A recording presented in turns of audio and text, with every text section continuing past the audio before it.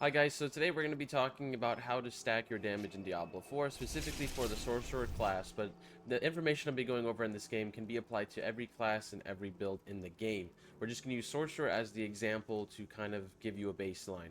So, Diablo 4's damage is split into two parts. There's going to be damage that multiplies, and then there's going to be damage that gets added to the damage that multiplies. And I know that sounds a little confusing to explain, but when I show it to you, you'll start to pick it up. So if we go over to our stats, we are going to see you're going to start with your core stats as your first damage multiplier. So intelligence for the sorcerer increases our skill damage. Now, the more intelligence we have, the more we're going to increase our base skill damage. The higher intelligence we have, the higher our basic attack ability is going to be, our core attack, our conjuration, everything. The higher we can get that number, the harder we are going to hit. Now, if we go back to that stat page, we have weapon damage. Weapon damage is another multiplier, and this one is going to be the combination of your currently equipped weapons. So typically, when it comes to this part, you are looking for the highest item power. Now, the best advice I can give you is item power is something in the game that people look for a lot, and it is very important, but it's also a bait at the same time. If you have high item power gear, but the affixes on the high item power gear are garbage, you're going to be in a lot worse state versus having that lower item power tier gear with better stuff. So again, for the weapons though, I would do my best to shoot for the highest item power you can find with the best affixes to get the most total damage. Now, moving down to the next part, we're going to start getting into the actual stats. So the first one that we are going to have is critical strike damage.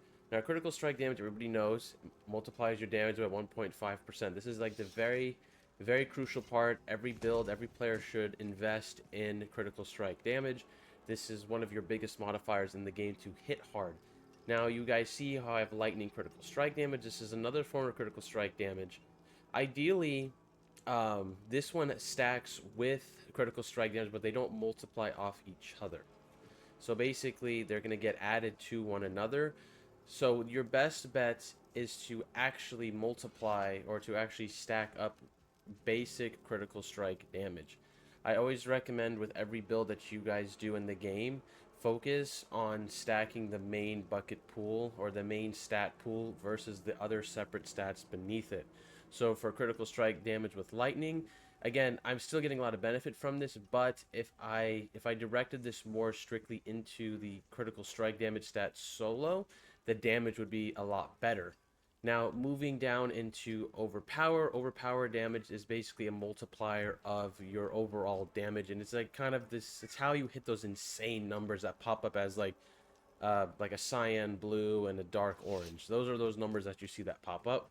Again, for the sorcerer though, we can't really build for overpower damage, so this is a stat that if we build it up, cool, but you shouldn't be aiming for it on the sorcerer, in my opinion. You should be aiming for purely crit damage, because with sorcerer, there's ways to get guaranteed crit, especially if you're playing the lightning sorcerer.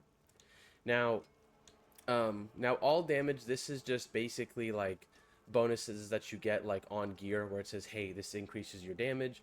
This is another form of damage multiplier, but this is not multiplying the total damage. This is more multiplying your base damage, like a little bonus to that base damage. Now, vulnerable damage. This is something that every class should build. As you guys see, my vulnerable damage is low, and we're going to talk about this because I'm going to be going over the gear to show you some mistakes to avoid. But vulnerable makes his enemies 20% weaker. So they're gonna take 20% increased damage, and this is going to multiply your damage by a significant amount. So vulnerable damage is something you really want to focus on. So far, just so you guys are keeping track, you want to focus critical strike damage, you want to focus your core stat damage, so that's going to be like whichever main stat is your damage type for sorcerers is intelligence. Like I said, you want to get crit and you want to get vulnerable. Those are two multipliers that multiply off each other, so they will stack, not add to one another. Now we're going to get to crowd control. Crowd control is the other the other damage type that multiplies to hit hard, right? So crowd control, when you're looking at all the CC abilities in the game, crowd control is the crowd control you want to focus. You don't want to focus stun, you don't want to focus close, you don't want to focus burn, you don't want to focus you want to focus on purely crowd control, because crowd control actually takes everything into account. And when it comes to a boss, everything gets applied to it. So the higher that you actually get your base crowd control stat, the harder you're actually going to hit. Because as you guys can see, I have damage versus stunned, right? Now if I actually walk over here, because I just want to show you this like in action. I just want to show you like how like when you're actually like in combat, like your stats change as you enter and leave combat. So if we come over here, and I teleport in and I proc my stun, see my power just jumped up. So my damage to stunned, you know, it now changed to 667%. Now, if I had this in just purely overpowered damage, my overall damage would be significantly higher. And the reason why is because this would apply to everything. Because for the Sorcerer, I can freeze, I can chill, I can immobilize, and I can stun. So the thing that sucks is I have this damage versus crowd control, right? But then I have this damage versus stunned, which is gonna be added to the damage versus crowd, versus if I just had crowd control boosted to the max. So again, we're gonna repeat it one more time. The stats you want to focus is your main stat. So whatever your main stat is, you want to try to get that higher. For the Sorcerer, that is intelligence. Next thing is going to be your weapon damage. And again, with weapon damage, you are trying to aim for weapons that have an item power of 800 plus, because the higher you can get that number, the higher damage those weapons deal at base. That's the only piece of gear in the game that really matters about you hitting 800 plus. Everything else, you really want to focus on the aspects.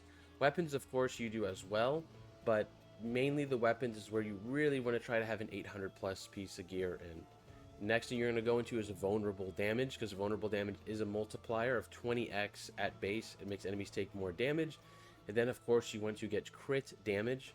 Crit damage, of course, as we know, is a 1.5% multiplier, and you can upgrade that damage by stacking more critical strike damage into that. You always start off with a base of 50 for critical strike damage. Now, moving into the next one is going to be crowd control. Crowd control is a stat that the Sorcerer can take advantage of a lot.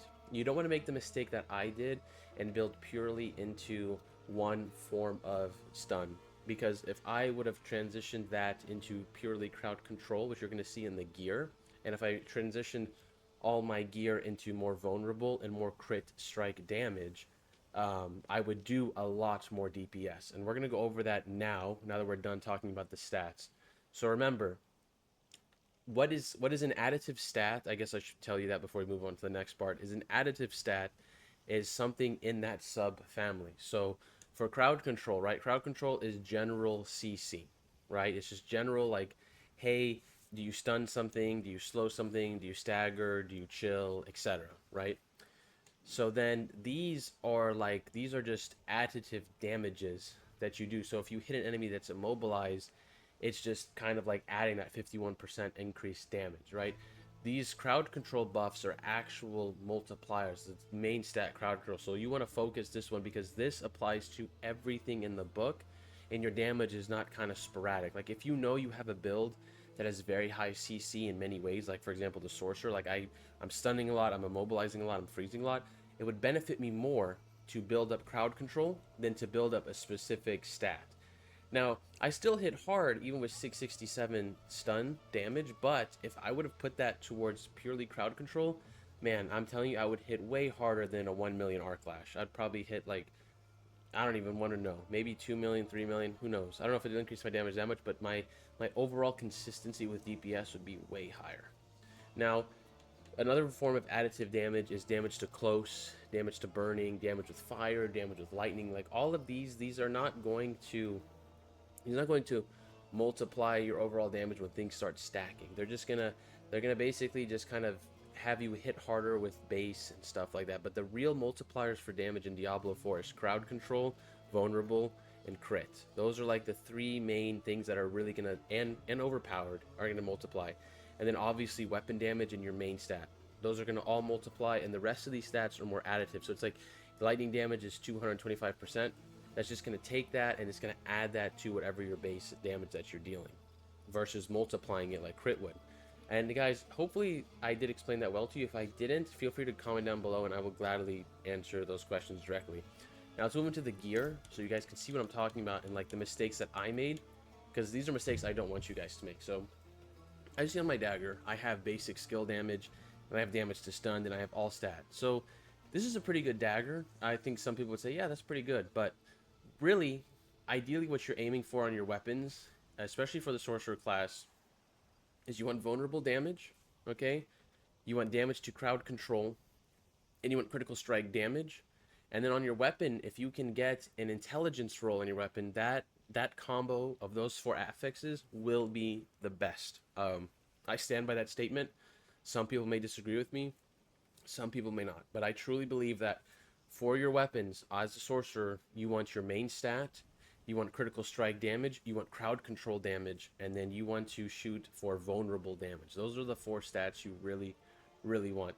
Damage to stun is nice, but I only benefit from that damage from the stun versus if I got damage to crowd, it would apply to everything that's going on. And now we're going to move on to the jewelry so you can see what I'm talking about. So on the jewelry, Devouring Blaze, this is a passive that I think you guys need to get for your sorcerer. Um, Devouring Blaze increases our crit damage by so much, so as you guys see, I have a +3. So if I go to my stats, I deal 150% more damage, and this is a multiplier of critical strike damage when I immobilize. So when I have Flame Shield and I immobilize people, I am dealing a lot of damage. And on your amulet, guys, every sorcerer should be running this. You want a Devouring Blaze passive. No matter what build you run, every build needs this. I've made a video talking about this. Sorcerers, we need to have fire in our builds. Now, moving on to the rings. As you guys see on this ring, it's a decent ring, pretty good for like the early game, but unfortunately it's not good for the end game. Like I have damage to stun, I have damage to close. These are both like additive damages, they're not multipliable damages. I have lightning critical strike damage, which is awesome, and my build is all about lightning critical strike. It would have been way better if it was just pure crit. I'm a big believer in just sticking to the original three and stacking them, so crit, vulnerable, crowd. Those three I think are the ones you should really aim for to build on your character. Like I said, I still hit hard like this, but if I wanted to optimize, get the most out of my gear, I would want to focus those three stats and pump them as high as possible, because they're all in their different category and they all multiply each other. Stun damage is a subcategory of crowd control, if that makes any sense. So whenever everything's multiplying to like give you all these crazy damage numbers, it's not gonna like multiply crowd then stun. It's gonna add the stun to the multiplied crowd. Hopefully I explained that well. I hope I did. I'm trying to keep it as simple as possible, and I apologize if I'm not making that easier, but I'm doing my best. I'm sorry, guys. So the last one on this ring, as you guys can see, this ring almost a good ring. If I could have gotten rid of that damage to stunned and actually ended up getting damage to crowd control, damage to vulnerable, this would have been a perfect ring. Like, in my opinion, 10 out of 10. It has a max critical strike chance. It has almost a max crit strike damage. Almost kind of close to crowd control damage. And then I have stunned. So those are things, guys, that I want you to pay attention to, especially for the Magic Sorcerer. And a lot of this stuff that I explained can apply to any of the classes that you guys are planning on making. So just to reiterate and go over everything off the back, if you want to get the most damage in Diablo 4, you need to build your main stat. So for the Sorcerer, that's intelligence, and then you want to make sure for your weapons you rock the highest item power weapons that you can possibly have equipped. But remember, you need to make sure that these weapons have the right aspects on them, so they're actually good weapons. Because if you slot on an 825 weapon but none of the aspects benefit your build, you're going to do significantly less damage.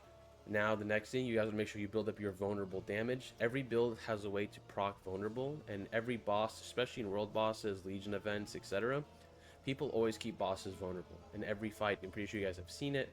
You guys know vulnerable damage is something that you guys should pump up to the max. Next thing is critical strike damage. Every class can crit, so you should build into crit, and you should always try to increase your critical strike chance, because critical strike damage is always superior. It's always the best damage form in the game, and that's what you should aim for to max out to optimize your damage. Now, the last damage type I really want you guys to focus on, especially for the Sorcerer class, is crowd control damage. Crowd control damage applies to, slowed, chill, stunned, dazed, mobilized, frozen. And then on top of that, staggering is also considered crowd control damage. So when the boss is staggered and they're in that state, if you have very high crowd control damage, you are gonna nuke the boss, and that's how sorcerers really get their damage off. Anyway, I think that's the biggest complaint right now going around for sorcerers is the fact that we have to stagger the bosses in order to nuke them. And as you guys have seen, that's kind of been what sorcerer's been about, is like staggering then nuking. Anyways, guys, I hope this video helps you out a lot. This was like my first take on it, so let me know what you guys think about it in the comment section down below. If you guys don't think it was a good explanation, let me know so I can try to work on a better way of explaining it, and I'll probably like figure out a more mathematical way if that helps people. But anyways, guys, I'll catch you all in the next one, and I appreciate all the love and support on the channel. We're getting closer and closer every day to 1,000 subs, and the journey has been amazing. Thank you guys, and I'll catch you all in the next one.